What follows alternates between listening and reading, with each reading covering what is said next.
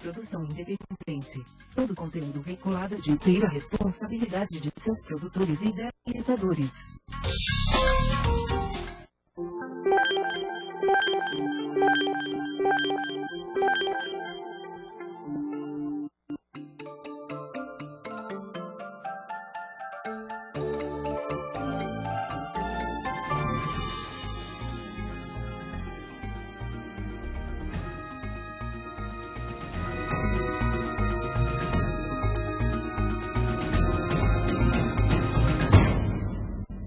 Olá, a partir de agora você está no programa Questão de Justiça, um programa de atividade pública veiculado todas as quintas-feiras pela UTV, o programa também veiculado pela Rede Brasil de Televisão, TV Aberta São Paulo e por inúmeros canais veiculados lá pela rede da Associação dos Canais Comunitários do Estado de São Paulo. Para você que não conhece o programa Questão de Justiça, segue aí o site, é o www.questãodejustiça.com.br. E hoje nós vamos falar sobre um tema muito polêmico, um tema que aí vem causando clamor social, vem causando grandes discussões, não só na lei, mas discussões sobre todos os pontos de vista relacionados ao chamado ser humano, a questão da Cracolândia.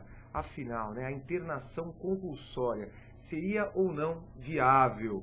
E não só isso, como fica essa questão, para você que assiste o programa agora, sob o ponto de vista da cidadania, você que tem aí um paciente, eu digo um familiar ou um amigo que vem passando por alguns problemas com relação à dependência química, que muitas vezes essa pessoa ela é colocada como uma pessoa doente, que precisa de cuidados. Você que possui ali, que tem algum contato com algum ente familiar, enfim, alguém que tem esse problema e precisa de ajuda, o que fazer? E para falar sobre essas questões, o programa Questão de Justiça hoje recebe Dr. Jair Lourenço Silva, médico psiquiatra, doutor em saúde pública pela USP no tema dependência química e família, diretor da Associação Estância Primavera. Tudo bom, doutor?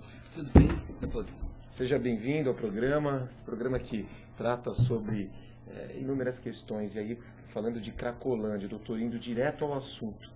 Essa questão que vem sendo discutida hoje na sociedade, internar compulsoriamente. Como funciona isso? Então, obrigado pelo convite de estar falando de um tema super importante em saúde pública. Realmente é um tema polêmico, que não tem como, todos os cidadãos brasileiros sabem, e convive com isso, não é só São Paulo, todas as cidades, então é muito importante a gente estar conversando sobre isso e esclarecendo e dialogando com as pessoas sobre essas questões. A questão da internação, a gente pode falar assim, a internação são três tipos de internação, Vamos falar da compulsória. A voluntária quando a pessoa mesmo quer se internar, aí esse tipo de internação é uma internação tranquila, porque 50% do caminho está andado, quando a pessoa já percebe que precisa do tratamento. E a compulsória é um tratamento que ele tem uma avaliação médica, quando a pessoa tem um problema médico, ou seja, ela está usando droga e ela está correndo risco de vida, ela precisa de um atendimento médico de urgência. Então, ela tem o que a gente chama de internação compulsória. E ela é feita geralmente o quê? E deve ser feita no hospital geral, dentro de uma emergência de psiquiatria, dentro do hospital geral, E nós temos isso na cidade de São Paulo e nas grandes cidades do Brasil, que é a internação do paciente que precisa de cuidados médicos, de uma equipe médica dentro do hospital geral.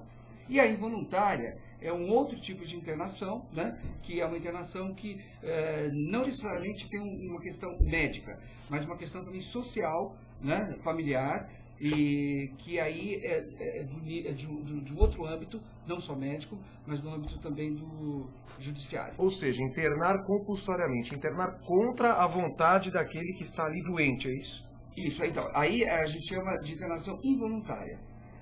A involuntária é quando a pessoa não quer se tratar de forma alguma, ela não tem essa consciência, não aceita o tratamento, a família, ou então as pessoas que cuidam daquela pessoa percebe que ela precisa ser internada porque ou ela está dilapidando o próprio patrimônio, ou ela está colocando em risco a vida dela, a vida de outras pessoas, muito agressiva, tendo alterações de comportamentos, tanto desajustes sociais, né? Então ela precisa ser contida, né?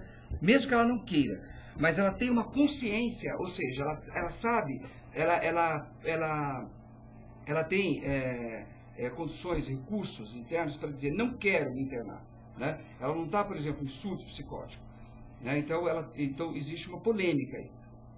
Como existe uma polêmica a questão do direito da pessoa de ir e vir, de querer ou não um tratamento... E aí os direitos constitucionais. É isso. Então a involuntária, ela entra no âmbito do judiciário, né? Então alguém que tem que resolver isso.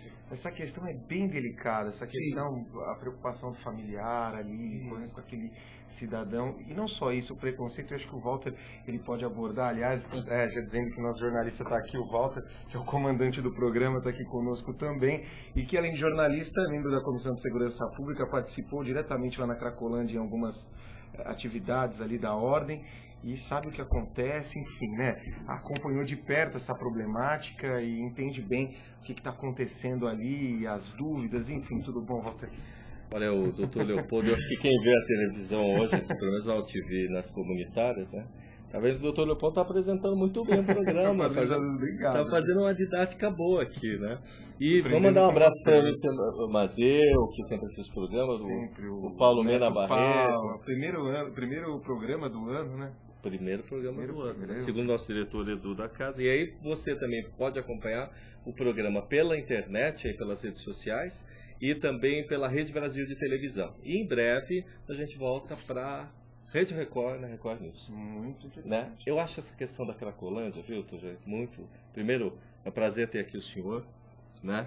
Eu sei que a dinâmica de hoje, né, o que a gente vê no noticiário, e ainda você viu ontem, com relação à internação compulsória, a própria Cracolândia, é uma situação que o governo aí tende a querer resolver e não pode, por N motivos.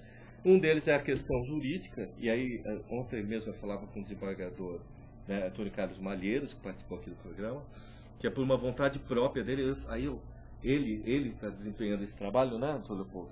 De correr atrás do negócio, de ir lá e verificar em loco o que está acontecendo. Não deixando de lado a questão do ser humano, que precisa de cuidados. Ele é bem sensível nesse ponto. Agora eu já tive o prazer de falar com ele fora da tela, e nesse momento que o sujeito cidadão precisa mais do amparo, essa internação é necessária, né? Sim. Porque não tem como, o cara não tem postura, nem nenhum tipo de decisão própria. Então vem uma pessoa especializada aqui no senhor e o governo que tem que tratar desse tipo de coisa. E aí agora o judiciário, né? O governo, nos três poderes, judiciário, olhando esse lado social, né? Que na verdade teria que aplicar só a lei, mas com a figura do Malheiros, ele está olhando o lado social. Quando a gente esteve lá na Cracolândia, o Leopoldo fala, mas ele estava junto, né?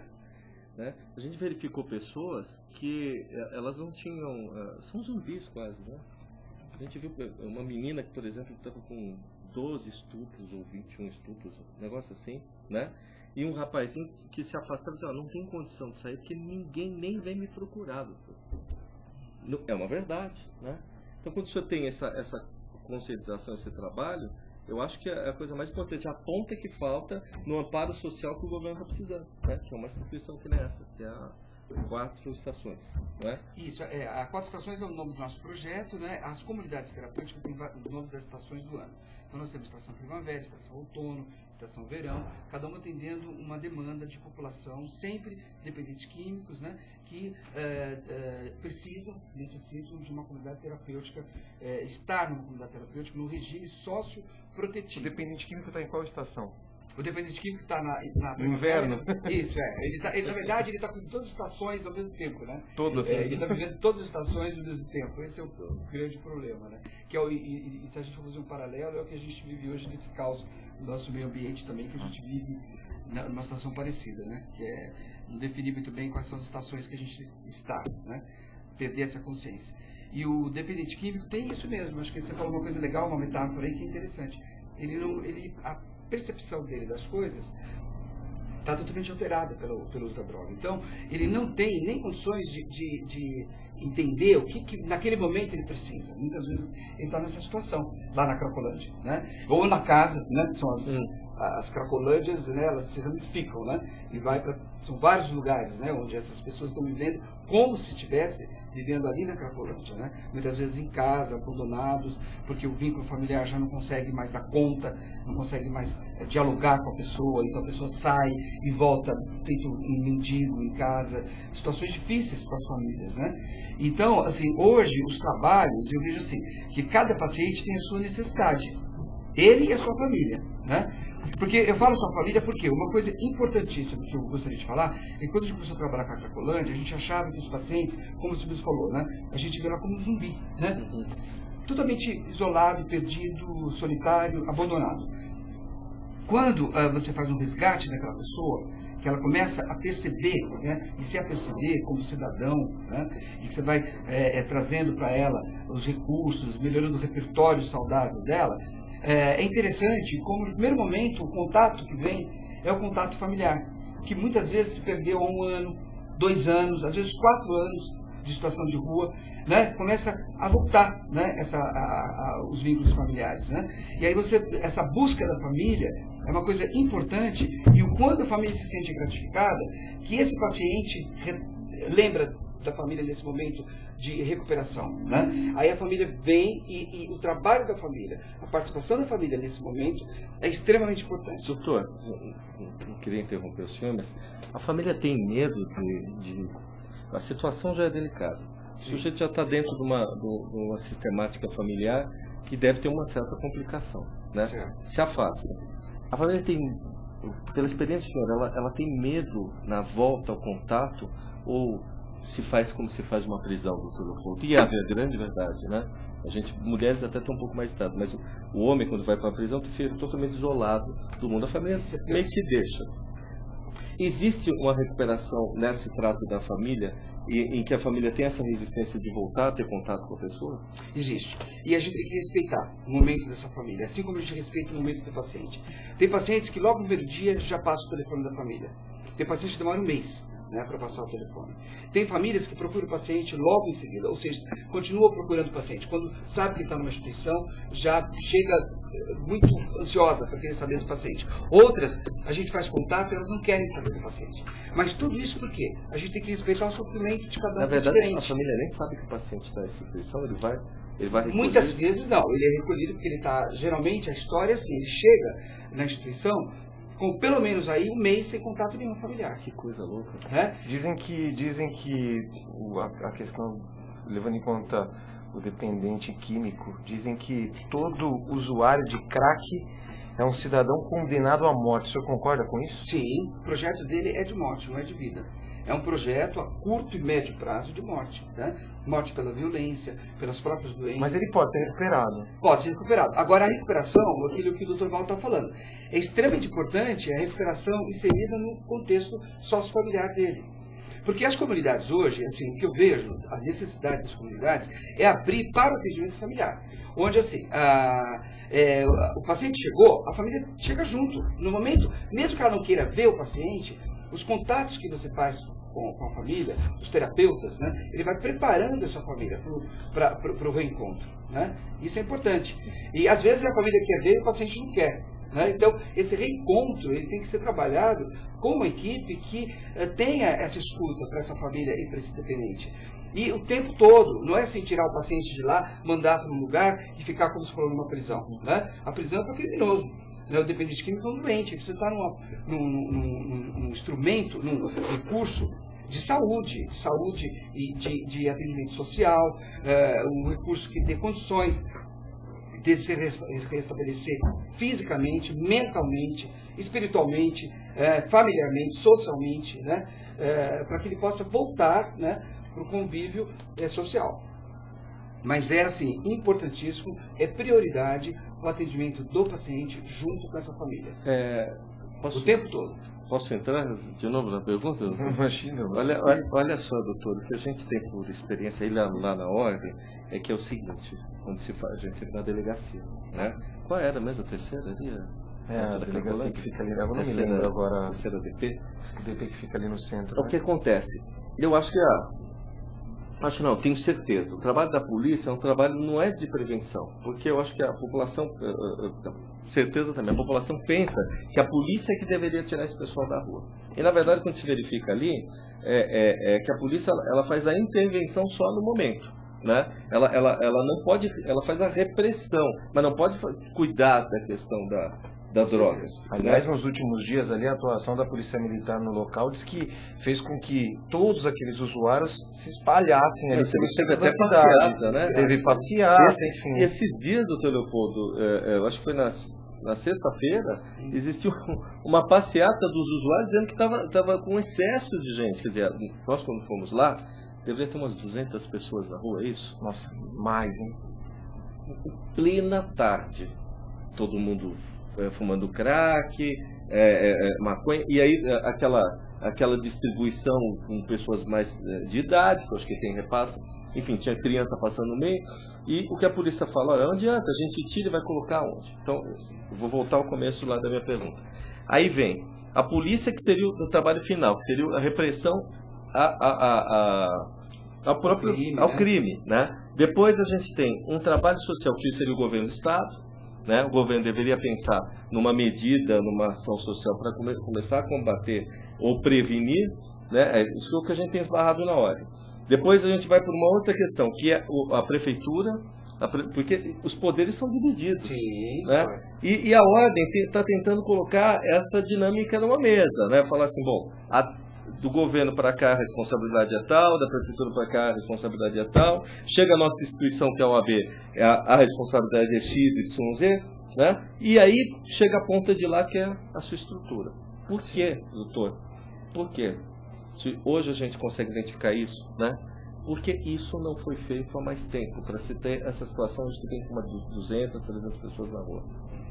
Então, eu acho que é importante, porque esses passos que você tem aqui, e outros, assim, que precisam ter muito mais, né, mesas de discussão desse tema, porque é nessa mesa de discussão que vai ter o quê? A possibilidade da gente convidar os vários atores implicados no programa, para que essas pessoas que são diretores, organizadores de serviço, né, cada um no seu âmbito, como você mesmo apontou, perceber onde cada um entra. Né? Eu vejo as ações hoje de saúde pública, é um problema de saúde pública, uma epidemia, uma questão gravíssima, né? Mas não é uma questão médica, não é uma questão judicial, não é uma questão de polícia, não é uma questão social, é uma questão de todos nós, é uma questão do ser humano, que perpassa por tudo isso que você falou. Então, todas as pessoas, todos os atores implicados têm que estar juntos em ações, né? Conjunta, a estratégia tem que ser de ações conjuntas, uma formação de rede que dê o apoio e a sustentabilidade,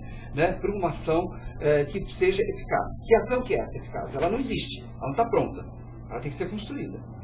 E ela é construída através do diálogo, esse diálogo mesmo que a gente está conversando, está tendo aqui agora, né, que possa se multiplicar e as pessoas possam pensar, puxa vida, a Polícia Militar está lá hoje fazendo um trabalho, então vamos ver que trabalho que é esse, né?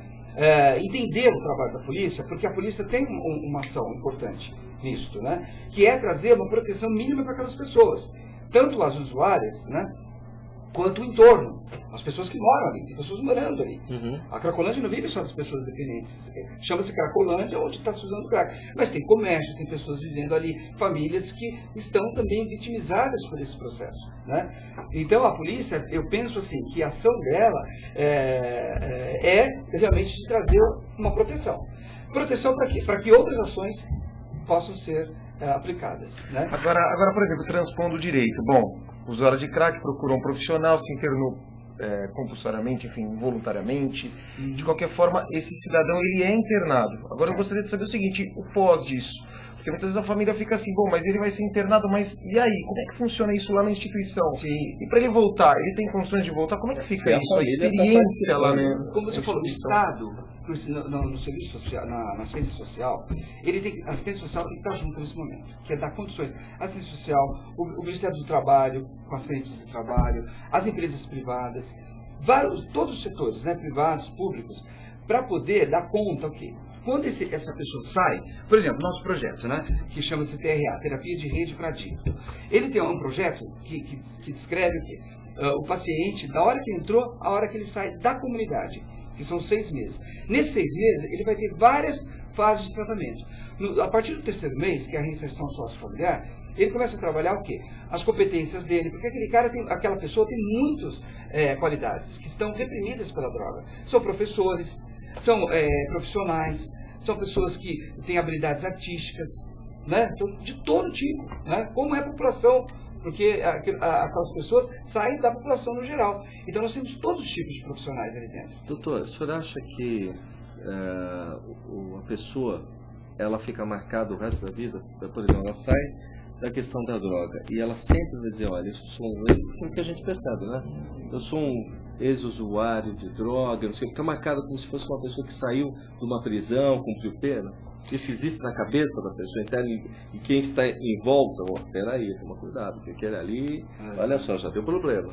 Eu acho que assim, da pessoa não, mas ela sente isso como, ela é vítima desse processo como qualquer pessoa que tem um problema de saúde mental. Infelizmente, ainda nós passamos por a questão do estigma. A pessoa que tem depressão, né, e que ela perde os dias de trabalho, ela é vista pelo chefe dela como vagabundo. Desculpa o termo, mas é isso. É vagabundo, faltou de novo no trabalho, mas a depressão é uma doença que faz realmente que a pessoa não consiga trabalhar. A dependência química também é uma doença. Exatamente como uma doença crônica que tem as recidivas, a depressão tem a recidiva dos sintomas depressivos, a droga tem a recidiva do uso de droga, que são as recaídas. Então, fazer um paralelo, trabalhar com o paciente depressivo, de que ele primeiro tem que se conscientizar, de que ele é um paciente, uma pessoa doente, crônica, que precisa sempre de um tratamento, né?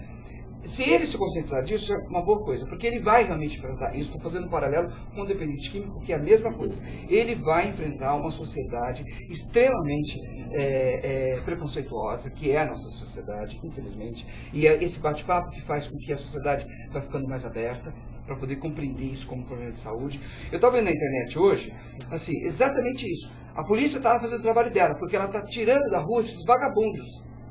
Né, esses bandidos. Não são vagabundos nem bandidos. Eu também sou a favor da ação da polícia lá, mas por outras questões. Não por essa questão. Até porque no meio também tem bandido, sim. Tem no meio dos doentes ali, tem bandido, tem gente de alta periculosidade. Tem, que é o pessoal do tráfico. O pessoal do tráfico é criminoso. Agora, a maioria que está ali não é o tráfico. O traficante, ele está na casa dele confortável. Sim. Muito bem confortável. Quem está ali é um usuário de droga que está traficando porque ele precisa usar droga e ele está lá. Né? Então ele está lá fazendo uso da droga, traficando para poder ter a sua droga, mas o traficante mesmo não está ali. O traficante está na casa dele, lá, muito confortável nos jardins, ele está lá. Né? Então não está lá na Cracolândia, não. Né? Então, assim, ali estão as pessoas vitimizadas por esse processo, mas da qual elas também são protagonistas. E elas têm que entender isso. Só que nesse momento da droga, elas não conseguem entender.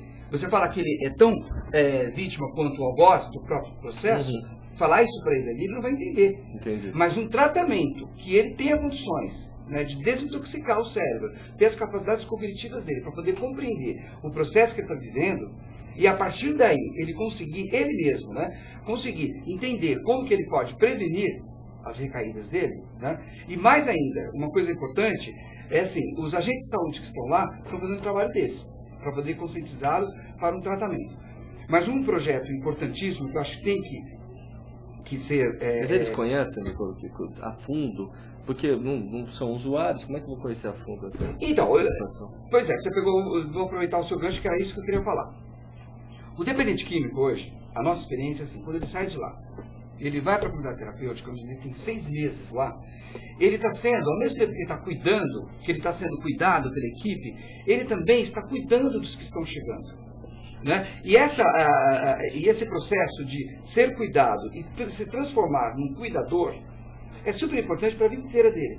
Porque ele saindo dessa internação, ao invés de ele sair estigmatizado de que eu fiquei numa comunidade terapêutica, ele pode dizer assim, eu aprendi.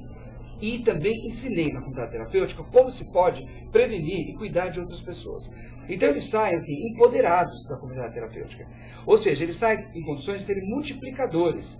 Seja no trabalho dele, se ele estiver numa empresa, seja na escola, se ele for um professor, seja em qualquer âmbito. E muitos deles se ajustam, de certa forma, isso é uma coisa histórica na dependência química, que é você, depois de ser um dependente químico, que você é ou seja, eles falam dependente químico e limpo, né? Quando você está limpo, quanto mais tempo você está, mais condições você tem de ajudar outras pessoas como modelo. né? Então essas pessoas podem ser muito importantes na própria Cracolândia para retornar naquele local, né, empoderadas, né, porque elas sabem quais são os pontos frágeis daquelas pessoas, porque elas estiveram lá, né? O Mena Barreto, que é telespectador, é advogado, Mena, ele fala o seguinte, que ele pergunta se a capacidade de tratamento hoje é suficiente para o número de usuários existentes em São Paulo. Então, depende, se você pensar em termos de leito, não. Mas também o tratamento não é só leito de comunidade terapêutica ou hospital psiquiátrico, ou, no caso de uma compulsória, de um problema clínico, né, ou psiquiátrico que vai junto com a dependência química, ou, enfim, vários setores. O que a gente tem que pensar, assim, que o tratamento hoje ele é feito de várias formas. Tem os CAPs, álcool e drogas, espalhados na cidade toda de São Paulo, que a população tem que saber onde fica o CAPs e procurar os gestores de saúde pública daquele local, de fazer valer o CAPs. Porque eu fui muito tempo da área da saúde e eu via os CAPs funcionando muito bem em alguns locais, onde a comunidade ela se empoderava para poder cobrar dos gestores que aquele CAPs realmente funcionasse. O tempo que o objetivo do CAPs é atender as pessoas sem lista de espera. Em qualquer momento que ela chegue, tem que ter funcionário, tem que ter equipe preparada para atender o paciente, ouvir o paciente e a família. Não tem que esperar 2 meses, 1 mês. Né? Não é convênio lá, não é outro nível, tem que ser no nível de emergência que é a situação.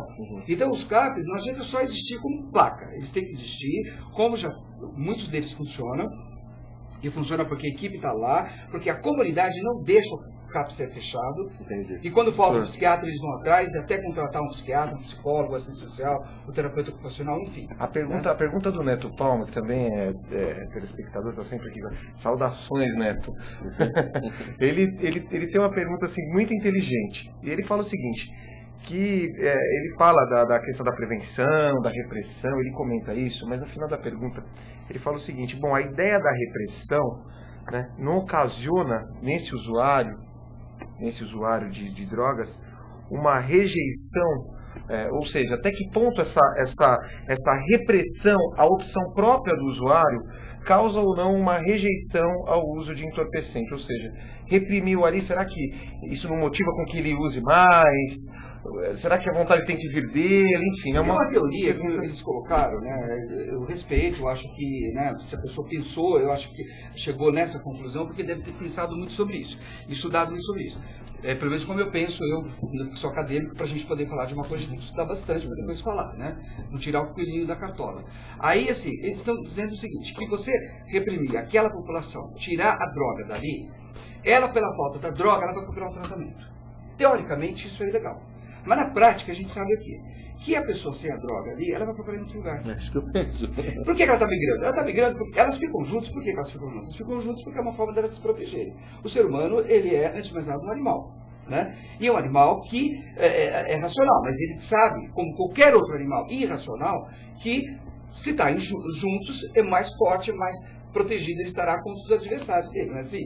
Qualquer animal, né? Na cadeia animal. Então o ser humano é do mesmo jeito. Quando eles estão ali juntos dos pares, né, para se protegerem de alguma forma. Quando a polícia chega e ela tem essa ação, eles saem dali, eles têm que ligar para outros lugares, mas sozinhos. E nessa fragilidade deles é que está o ponto importante para nós, da saúde. Ele está mais frágil, mas não mais frágil para a violência ou para uma situação pior, mas talvez mais frágil para que a gente possa estar junto com ele naquele momento, né? De conversar, de estar junto. Então, se eles migram de lá, os agentes de saúde também têm que migrar com eles, entendeu? E esses agentes podem ser aqueles pacientes cuidados. Isso que é mais importante, eles sabem aquele... Eu entrei em buracos, doutor, eu entrei em buraco, lembra? A gente entra em buraco, entra no meio... Como é que alguém vai entrar num negócio daquele sem conhecer, né? Exatamente. E sem ser convidado. Olha, eu teria dificuldade de ir, né, lá e né, com todo inflamado como eu sou pela questão. Eu sentiria dificuldade. Mas assim, eu acho que se a gente tivesse... não estou falando assim, olha, vamos tratar, agora vocês são obrigados a ir lá na Cracolândia, porque lá só vocês podem ir, eu não vou porque eu estou aqui com o meu blazer, não vou lá. Não é assim, eu estou dizendo assim, se ele conhece os caminhos, ele tem mais condições, mas não sozinho, junto com outras pessoas que aí eu também posso estar. uma equipe junto com ele, uma equipe de psicólogo, de assistente social. Se souber de conversar, médico. ele não é uma... Não é. Cidadão, eu me lembro que o Walter entrou num buraco lá. Bom, ele tem coragem, jornalista tem coragem de entrar nesses locais aí. Entrou sem colete, sem nada. Entrou lá no buraco, começou a entrevistar lá as pessoas que ali estavam. Aliás, ninguém ali levou por um lado assim, né, mais revoltoso, agressivo, nada. Tinha uma moça que tinha saído da cadeia, lembra disso? Lembro. Agora, também teve um rapaz que nos atirou uma pedra, qualquer coisa que... Tinha muita gente ali com aquela tornozeleira eletrônica. Interessante, ela até mostra a tornozeleira e diz... O que é interessante... Da cadeia, né? Da cadeia, que é da saidinha que eles falam, você que é da área criminal, mas e era uma moça, né? E ela falando o seguinte, agora eu me lembrei de uma situação muito difícil, viu? Porque essa de pé com óculos escuros, lembra? Tipo, uma moça até bonita. E uma pessoa no meio do lixo. Basicamente deitada no meio do lixo. Ela estava se cobrindo no lixo. E a gente tentando falar com ela, porque ninguém olha para mim, também não olho para ninguém. Né?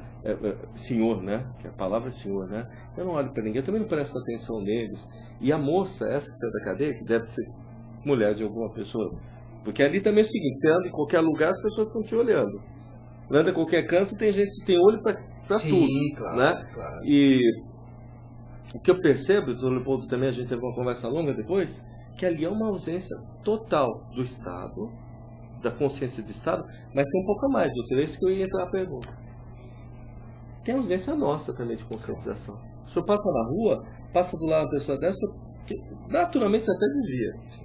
Não vai dizer que não é assim, porque não é? Agora, como é que a gente trabalha isso na cabeça? Porque aquele sujeito ali que eu percebi, ele também não está nem aí com você. Quer dizer, se a gente fala em viver em sociedade, isso aí é a parte de qualquer coisa. Aquilo ali é um mundo diferente. É um mundo de uma cidade zumbi mesmo, um lugar onde tem lei, não tem RG, e não tem nem, talvez, até o próprio bandido, né? Porque ali o negócio custa 50 centavos. Né? Como é que alguém ganha também dinheiro numa situação dessa? Né? Agora eu fico pensando naquele cidadão, porque diz que o seguinte, dizem que ninguém é obrigado a fazer ou deixar de fazer alguma coisa, senão em virtude de lei. E eu fico pensando, por exemplo, em internar alguém contra a vontade dele. Sim. Sob o ponto de vista médico ali, aquele cidadão que está ali como um zumbi, como o Walter disse, está como um zumbi ali, você vai internar ele porque não tem jeito, você vai internar ele contra a vontade dele. Será que isso não pode transformar numa verdadeira banalização? Quer dizer, o médico começa a internar todo mundo à torta direita? A experiência, né, médica, né, é assim. A minha experiência, e o que é escrito na literatura, que as internações involuntárias, elas funcionam para naquele tempo que a pessoa ficou lá, ela ficou sem usar droga, ela melhora o peso, melhora as condições físicas, nem sempre mental, mas físicas. E a família se sente um pouco mais acolhida, e a sociedade se sente menos culpada, né? É para isso que serve. Agora, porque quando o cara sai de lá, às vezes ele volta tão revoltado que ele está contando os dias de sair. Né? É a prisão. E ele sai para uma overdose, porque em muitos casos eu já vi assim. Então, assim, a involuntária ela serve para isso, não serve para mais nada. Eu acho, a minha experiência. Então, se isso já é alguma coisa, então ela serve para isso, tá? Agora, o trabalho que eu acho dessas pessoas que não querem ser internadas, e elas têm o direito, eu como cidadão, como médico, eu acho isso, né, que ela tem o direito de não ser internada e de ficar lá usando a droga dela, né? Onde quer que ela queira estar. Só que até onde vai o limite dela, porque o limite, como você falou, você passa, você está com o seu carro, você mora na frente você mora naquele edifício, as pessoas estão ali, então ela está atrapalhando o limite do outro, então ela não tem esse direito não. Isso eu acho que ela não tem esse direito. É direito de escolha de cada um, quer dizer, eu não quero ser internado, ponto. Então, ela pode escolher não ser internada e nós devemos respeitar, só que isso não significa que a gente vai lavar as mãos para ela. Pelo contrário, essa pessoa precisa de mais atendimento, porque essa pessoa precisa de um trabalho que a gente chama de redução de danos. Então tem que ter os ambulatórios de rua, que nós chamamos de ambulatórios de rua, pode chamar de outras formas, são ambulatórios, são equipes de saúde que estão lá, né? Tipo PSF, né? Mas são equipes de saúde que estão onde eles estão, onde essas pessoas estão. Então, essa equipe vai até lá, vai ver se esse cara está precisando de uma alimentação, se é inverno, se precisa de roupa, se ele está injetando, precisa de seringa descartável, né? Então, toda a redução de danos para a saúde daquela pessoa e para que ela também não se torne grave para ela e para os outros, né? Então, nesse aspecto, a polícia também tem o seu papel, né? Que é o papel da proteção dessas equipes que estão lá dentro, né? Mas, agora, a equipe, ela tem que estar lá. Porque se o cara não quer ser internado, quem diz que a internação resolve? Quem falou que a comunidade terapêutica que nós temos é a resolução de todos os problemas? Não é. Ela é apenas uma das ações, né, que eu falei que tem que estar conjunta a todo esse repertório de busca, né, de solução desse problema. Agora tem, o senhor que está acostumado, doutor, a pessoa quando sai, independente da classe social dela, ela tem recuperação ou ela fica com aquela sequela o resto da vida? Então, fica. Eu, assim, do ponto de vista médico, eu acredito que cada caso é um caso, mas a grande maioria fica. Por quê? Porque nós temos a memória da droga, né? A gente tem todo a pessoa, a droga, ela se transforma, a dependência química é uma doença crônica, como um diabético, que em alguns momentos vai ficar tão bem que até às vezes pode parar. Eu vejo paciente que às vezes pode até diminuir o uso de medicamentos, né? Mas ele nunca vai poder comer açúcar como eu, como você que não é diabético, né? Então o dependente químico, ele não vai poder usar nunca mais droga na vida dele, né? Ele vai poder usar outras coisas, né? Porque a droga, se a gente for ver, o que é o vinho, o álcool, então, né? Tudo isso é droga. Doutor, isso não é uma escada? Porque a gente lembra daquele caso americano, que teve uma denúncia, que foi nos 60 minutos. Né? E a gente lembra que tinha a declaração daquele diretor, até saiu um filme depois, com aquele que fez o Gladiador, o rapaz, que é uma droga. Enfim, esconde, o cigarro é uma droga. Né? Eu vejo assim, no fumo e tal. A bebida também é uma questão, eu bebo socialmente, eu bebo para me liberar, eu levo, mas ela muda o comportamento da pessoa, a pessoa toma uma dinâmica diferente daquilo que seria o normal dela. Né? Tem gente que, eu vou passar um dia difícil, eu vou beber e tal. Bom, a depressão, como o senhor colocou, é uma doença, tudo isso não vai acarretar para a droga, quer dizer, no final do estágio de toda essa história na droga, tudo isso teria uma volta, então tá bom, então a droga, eu vou pro cigarro, aí não sei o quê, e volto pro álcool para poder chegar numa condição melhor. Tem essa situação, uma regressão? Porque isso não adianta, você sair daqui e já está usando o crack. Então, nós temos uma redução, tem um trabalho de redução de danos, né, que é assim, o cara está usando crack. Se ele parar de usar o crack e usar maconha, né, vai se vir maluco, não é o médico que está falando isso. Mas é uma redução de danos. Ele está retomando uma droga menos grave para ele. Nós estamos trabalhando com redução de danos. Se o cara que está lá na Cracolândia usando crack, voltando à sua situação e à mesma que você está falando, ele está lá usando crack. Naquela escala, o ápice, que é o ápice não, o abismo, né? Não é para cima, é para baixo. Então ele está no fundo do poço. Então ele está saindo do fundo do poço à medida que ele tenha pessoas lá que está vendo, né, como ele está. Ele não está sozinho, como você disse. Ele sabe que tem pessoas lá, agentes de saúde, pelo menos para ele tomar um banho, para ele tomar uma alimentação mais correta. O agente de saúde está lá vendo assim, puxa, aquele cara está usando crack e ele não comeu nada o dia inteiro. Então de ir lá e oferecer, né, olha, eu não estou tirando a droga, eu estou te dando um sanduíche. Você pode usar o crack, mas come o sanduíche. Um exemplo, estou dando. Então você está o quê? Diminuindo essa escala. Ele está saindo do fundo do poço. Reduzindo o número de projéteis lá da roleta russa, né? Exatamente. Isso chama redução de danos. Sabe por quê, doutor? Porque a gente estava lá na Cracolândia, então o que acontece? O sujeito aqui, eu vi. Sai daqui, seu drogado, estava no bar bebendo. Mas aquilo não é droga também, não é a postura social do cara, quer dizer, por que a população não tem essa consciência? É um preconceito. Agora, é claro que a droga, a palavra droga, ela existe, sempre existiu, né? Enquanto existe o ser humano, existem as drogas. Desde que o homem percebeu que comendo um matinho lá, ele fazia uns contatos muito loucos lá na cabeça dele, que saía da realidade dura que ele vivia naquele momento. Então já era usuário, o primeiro usuário de droga começou assim. E a partir dali, até hoje, não vai ter fim isso. Né? A procura da gente sair dessa dimensão corporal nossa e fazer um contato com o universo é uma procura do ser humano. Que a gente faz isso através do sexo, através do trabalho, através do álcool, através da maconha, da cocaína. Entendeu? As pessoas fazem o uso dessas drogas por isso. Tem as drogas lícitas e as ilícitas. É fuga ou não? Não necessariamente. Fuga daquele estado que é o estado de incômodo. Mas é uma fuga que eu não diria que é uma fuga patológica. Se ela tem um contexto.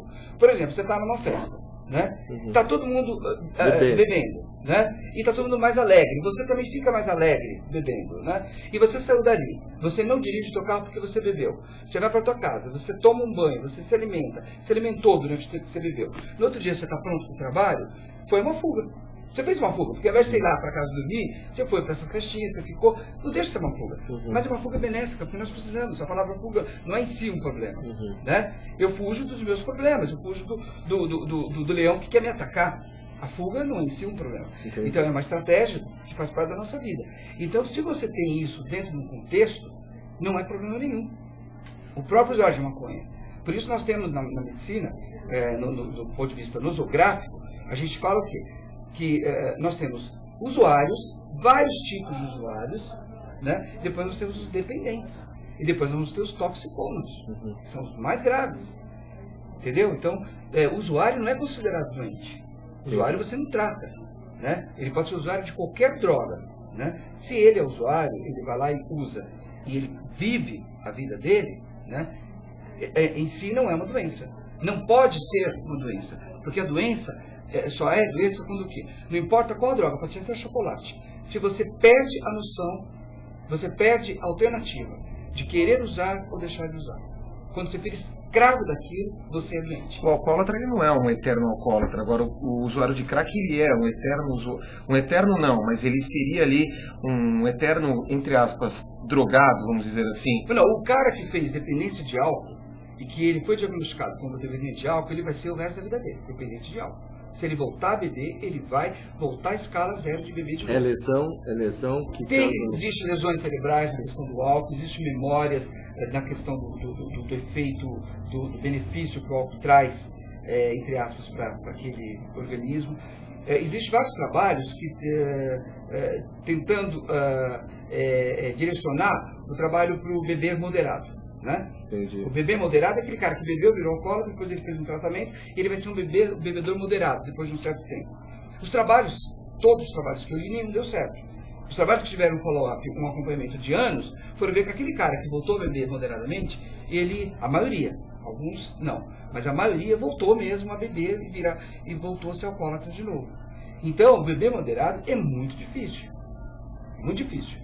E beber e usar droga moderadamente para quem já usou droga também é muito difícil. É praticamente impossível. Tá? Na minha experiência, é praticamente impossível. Né? Porque é muito difícil. O organismo ele já está fragilizado com aquela doença. Ele já tem todos os mecanismos que vão de novo ser reacendidos para poder voltar de novo aos efeitos. É uma situação complicadíssima. Né? Eu precisava ficar um programa inteiro. Mas outra pergunta que eu queria fazer, por exemplo, o senhor falou da depressão. A depressão pode levar a droga, não pode? Ou normalmente leva a droga? Assim. Não, o usuário de droga, a comorbidade dele com depressão é muito grande.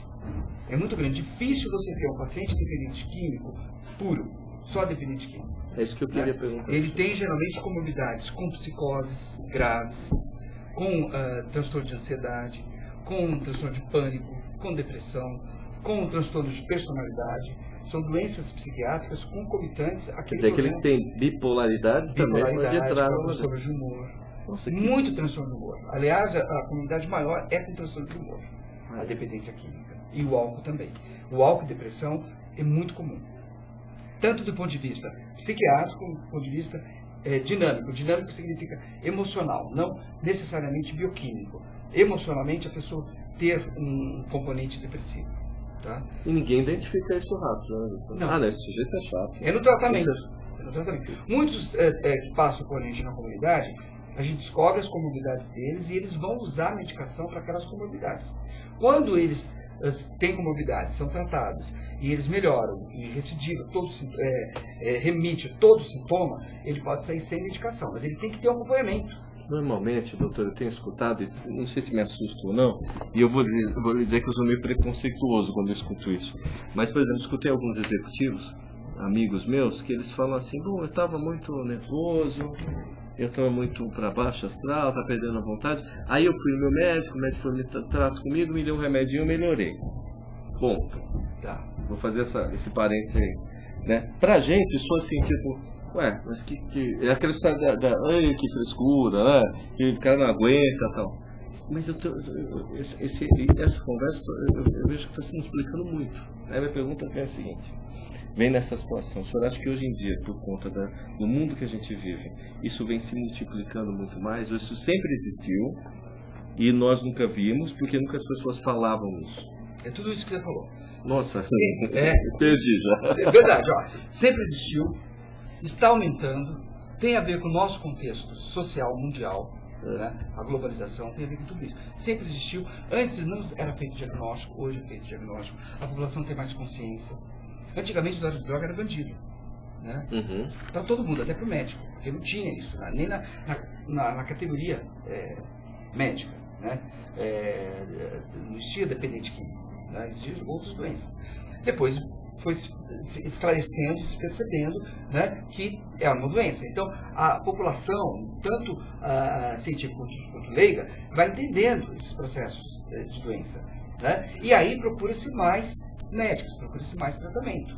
Então, tem a ver com o que você falou. Já existia, hoje as pessoas têm mais consciência, e também hoje a nossa sociedade, ela é uma sociedade que eu tenho escrito alguns artigos assim, que é uma sociedade adicta. Por que adicta? Porque é uma sociedade que ela impõe você ter, não você ser. Você tem que ter tudo o que o mercado cria como necessidade para você. Você tem que ter aquele celular, você tem que ter esse relógio, você tem que ter aquele computador, você tem que ter aquele carro, você tem que ter. E ter é muito difícil. Ter significa o quê? Poder, dinheiro, né? E aí você começa a imaginar quantas coisas estão ligadas a uma sociedade que prioriza o ter e não o ser. Né? Eu sou uma pessoa que gosta ou não de internet, que gosta ou não de computador. Mas isso vem há um tempo. Há quanto tempo, doutor? Então, isso vem da globalização, isso vem desde que começou a Revolução Industrial. Né? A sociedade burguesa, consumista, vem do século XVIII, vem XIX, vem cada vez mais acelerado, um processo acelerado. Né? Agora, doutor, o ter traz prazer. Aliás, os filósofos diziam isso, que o ter traz prazer. Agora, e o ser? Onde está o prazer? Então, aí que está a questão. O ter traz prazer. É o ser que traz prazer. Eu sou assim. E a partir do que eu sou e tenho consciência do que eu sou, é que eu tenho prazer.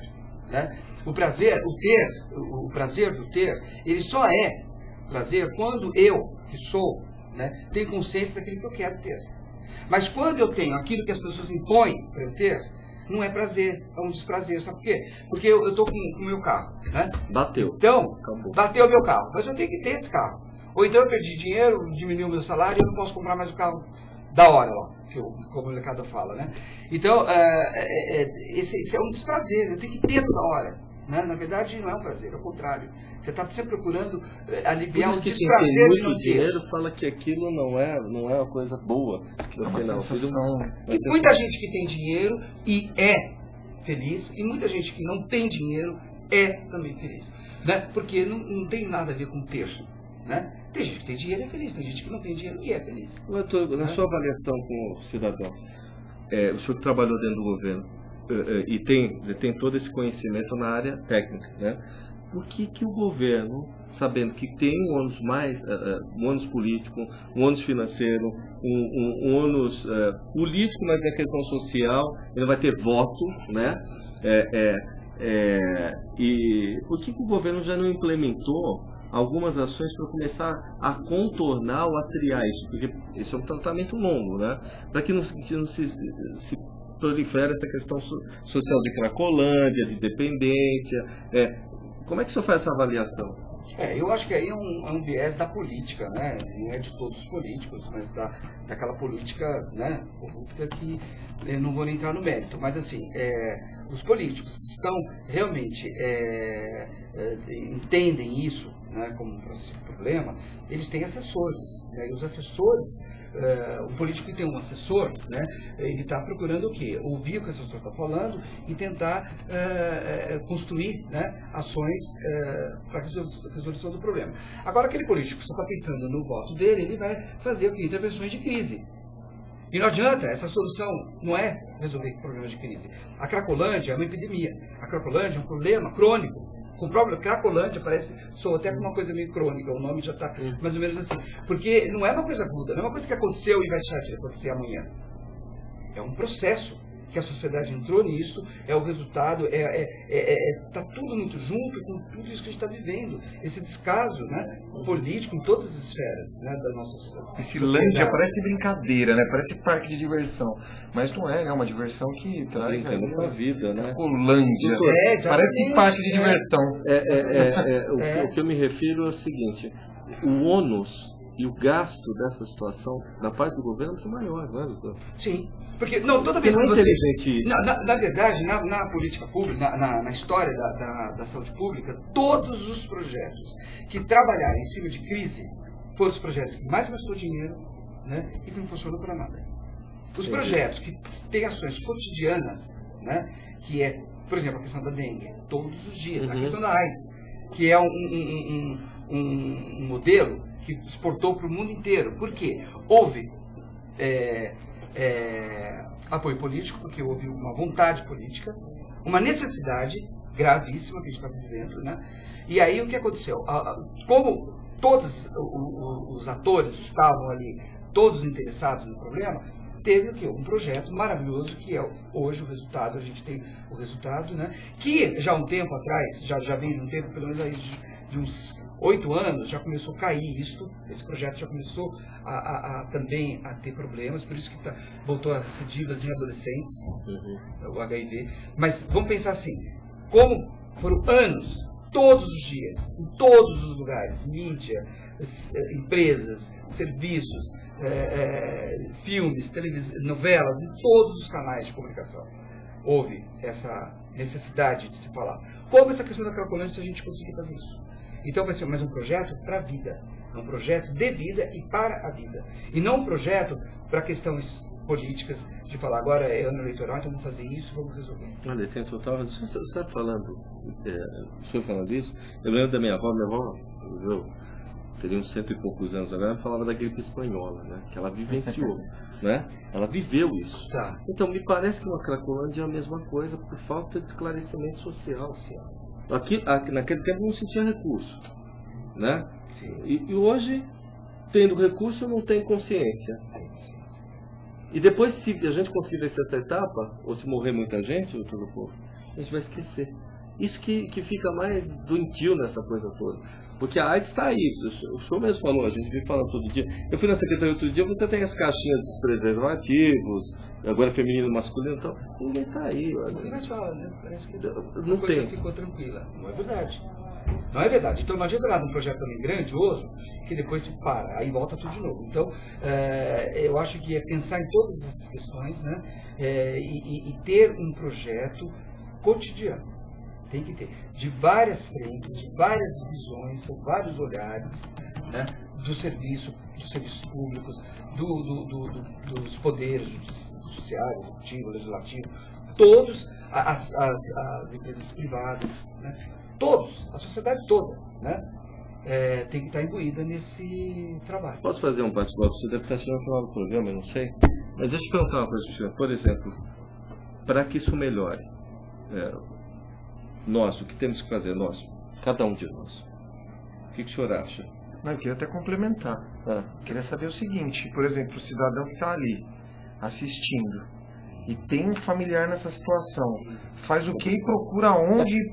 Acho que ele pede mais. Ele fica pedindo socorro junto com o usuário, não sabe o que ele faz. Primeiro, eu queria saber se eu entrar nessa também. Não, mas eu acho importante. Por exemplo, aqui, mesmo que eu não tenha problema em casa, o que eu tenho que fazer para começar a melhorar tudo? Porque a gente tem uma rejeição com esse pessoal. O que o senhor acha? Eu acho que primeiro pensar nessa questão que a gente falou, doutor Leopoldo, que é assim, de não entrar nessa coisa da... Eu falo isso como um ser no mundo, né? Assim, não entrar nessa coisa de que a gente tem que ter. Ensinar nossos filhos que a gente tem que ter. A gente tem que ter boas notas na escola, por ter boas notas. Ou a gente tem que ter o carro, a gente tem que... Não, a gente tem que aprender, a gente tem que ser, a gente tem que acrescentar nesse ser que a gente tem, que é limitado, né? Corpo que tem limite, que tem dor, que tem alegria, saber conviver com esse corpo, aprender, conviver com esse ser, o ser humano que a gente é. Então, cada cidadão, é isso. A primeira coisa, assim, é trabalhar desde o pequenininho lá na casa, né? De como a gente precisa trabalhar a questão do ser humano, né? Das necessidades do ser humano, né? Então, isso já é uma grande coisa, né? E não ficar o pai enchendo a criança de brinquedos e deixando a criança comprar pela internet, porque hoje as crianças com 12 anos têm os cartões limitados, né? Que limitados entre aspas, que acaba estourando o orçamento do pai, se o pai não percebe, como a questão do celular e tudo mais. Então, assim, essa falta de entendimento, né, que está tendo a sociedade como um todo, de achar que nós temos que consumir e cada vez mais consumir. E é só isso que a gente tem que fazer. né? E aí vem o ambiente, né? Porque o ser humano vive no ambiente. E por que o ambiente está todo degradado? Está tão degradado tal quanto está o ser humano hoje, né? Uma coisa leva a outra. Então, eu acho que a questão da prevenção da droga, ela é uma questão mais geral, uma questão que tem a ver com o ser humano. Porque o nosso problema da sociedade não é só a droga. Hoje nós estamos falando da droga, mas tem outras questões também. Então a prevenção, ela é geral, é para a qualidade de vida e a prevenção é para que você tenha como prioridade o ser humano. Ali, tá. E assim, como que é a importância de trabalhar a questão do ser humano, né, e a prioridade no ser humano. Né, e a partir daí você trabalhar a prevenção em todos os sentidos. Na questão da droga, na questão da AIDS, na questão do consumismo, da violência, né, e assim para tudo. Doutor, para quando Agora eu queria responder rapidinho, doutor. É isso que eu falei. Então, das informações. Agora, uma coisa importante é a gente estar informado, né, sobre o que existe hoje de tratamento. E onde ele procura. E onde se procura. Então, nós temos, então, os prontos-socorros. Tá? Os prontos-socorros têm as emergências psiquiátricas. E as emergências psiquiátricas, elas vão avaliar se a pessoa precisa de tratamento, que tipo de tratamento, e vai encaminhar para o posto de saúde, para os CAPs, até para as comunidades terapêuticas, que hoje elas podem encaminhar, que são as unidades de internação, para hospitais psiquiátricos, se for casos de psicose, casos realmente que precisam ser internados, que são raros, não são muitos, mas a maioria o quê? Tem que estar sendo tratado onde? Pelo menos o quê? Num posto de saúde e num CAPS. Então, CAPS tem todos a cidade de São Paulo, estou falando que eu conheço a cidade de São Paulo. Então, e procurar entender, saber onde é que estão esses serviços. Fora esse serviço, tem os NAs, Narcóticos Anônimos, são extremamente importantes. O AA, que é os Alcoólicos Anônimos. As universidades, como a Unifesp, como a USP, são universidades que têm serviços também que atendem as famílias dos dependentes químicos. Então, assim, as famílias procurarem, né, esses locais e dar a importância assim, para o atendimento da pessoa naquilo que ela precisa e que ela pode no momento. Seja um CAPS ou seja um posto de saúde. Já é um tratamento. Não é tem que internar. Às vezes é necessário, mas a internação não é a única resolução e nem a última. Tá? Mais uma pergunta? Eu queria ressaltar aqui a importância desses meios de comunicação. O programa Questão Justiça, o TV, Rede Record, Rede Globo. Com certeza. Eu acho que o meio de comunicação, acho que os comunicadores, aí eu faço isso na pessoa do Walter, eu acho importantíssimo nessa questão, porque eu acho que a comunicação ela faz esse link, eu acho que ela traz esse link das instituições, ONGs, enfim, as 4 estações, seja no verão, no outono, no inverno. Eu acho importantíssimo isso, porque acho que com essas ações eu acho que nós chegaremos lá. E tem uma dinâmica, né, doutor? O que acontece é que, como a questão do sequestro, né, a questão do roubo, a gente só vai se cortar quando bate na porta. Sim. Esse é o pior de tudo, né? E tem uma situação dessa moça que a gente lembra da loirinha, pequenininha. Por que você está aqui? Olha, porque eu não quero, ninguém vem me buscar, quando vem me buscar eu fugia, e a minha mãe não sabe entender o que eu estou passando. Doutor Walter, só, desculpa te cortar, mas assim, esse tema é super importante, mas a questão desse tema relacionado à questão do adolescente e da criança é uma outra coisa extremamente importante. Que já tem outra legislação. Outra legislação que é um outro olhar, é um olhar muito mais do acolher. Porque assim, para mim, eu acho assim, não é possível, não existe a menor possibilidade da gente acreditar que essas crianças elas têm que continuar na rua porque pelo contrário, o ECA ele tem que estar, e ele está, se a gente fizer uma leitura ortodoxa do ECA, a gente vai entender que o ECA protege as crianças e adolescentes. Né? E em cima dessa proteção do ECA tem ações para a gente proteger. Essas crianças não têm que estar na rua. Os adultos é uma questão filosófica, direitos, deveres e tal. As crianças não têm que estar na rua. Se o pai e a mãe não têm condições, né, por várias razões, várias questões, de tê-las em casa, né, o Estado tem que ter esse olhar para a criança, para o adolescente. Isso é uma vergonha da nossa sociedade. É uma vergonha. Um ótimo trabalho. Sim, e acho que é por aí, por esse trabalho, né, doutor Malheiros, que a gente tem que abrir os leques para essa população. Importantíssimo. Mas acho que é talvez uma outra, um dia inteiro. Um dia inteiro e olha, para antecipar, porque ontem, viu, quando eu conversei com o desembargador Malheiros, que é o desembargador, para quem assiste fora do estado, é um desembargador aqui no estado de São Paulo que cuida da questão do adolescente ligado diretamente à questão de droga. É um magistrado que teve força de bater aqui no tribunal, a gente vai tomar conta disso aqui. Que não é muito usual acontecer isso.